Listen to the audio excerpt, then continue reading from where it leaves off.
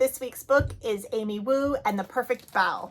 Amy can do a lot of things. She can brush her teeth, she can tie her shoe, she can even do both at once, sort of. But there's one thing Amy cannot do. She cannot make the perfect bow. Sometimes they come out too small, sometimes they come out too big. Sometimes she adds too much filling, sometimes not enough, and sometimes they fall apart before they reach her mouth. Amy's mom and dad make perfect bow. So does her grandma. Their bow are soft and fluffy and so delicious. Amy could eat them all day. Sometimes she does.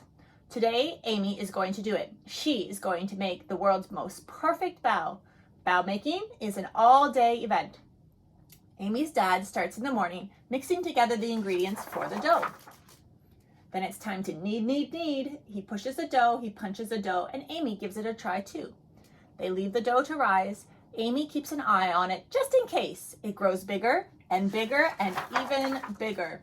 Amy's dad squishes the dough down just in time. He rolls it into a log and cuts it into pieces. Meanwhile, Amy's mom seasons meat for the filling.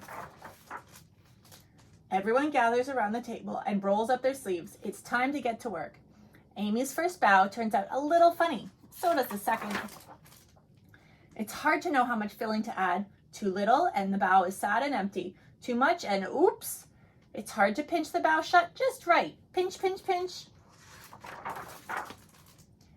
Amy watches her mom make a perfect bow. She watches her dad make a perfect bow. And her grandma too. They all try to teach her. Roll out the dough like this, says Amy's dad. Use just enough filling, says Amy's mom. Pinch, pinch, pinch, says grandma. But Amy's bow just aren't the same. They are too empty or too fat, or they have holes in them, they leak. Maybe today won't be the day after all. Maybe Amy just can't make a perfect bow. Then Amy has an idea. The pieces of dough were cut for grown-up hands, but Amy's hands are very small. She whispers her idea in her grandma's ear. Amy's grandma cuts each piece of dough into 2 smaller pieces, Amy-sized pieces. Now they fit perfectly in Amy's hand. Carefully, Amy rolls the dough so it's thicker on the inside and thinner at the edges. She adds just the right amount of filling. She pinches it shut, and there it is, Amy's perfect bow. She makes another, and even more after that. She's a bow-making master. Soon, all the dough and filling are gone. Everyone is tired, but they are not done yet. Amy's grandma boils a big pot of water. It's time to steam the bow. Amy keeps her eye on the steamer, just in case. All her perfect bow, and all the imperfect ones too, are snug inside. The bow are done. Amy's mom lifts the lid of whoosh. Out comes a puff of steam.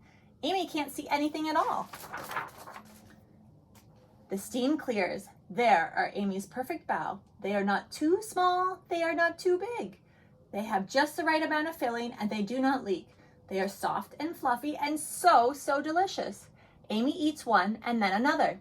Then she eats one of the not so perfect bow, and you know what? It tastes just as good. And that's this week's story, Amy Wu and the Perfect Bow. If you can't do something just at the start, keep on trying, and maybe there's a new strategy that you haven't thought of yet. Have a great week. Take care.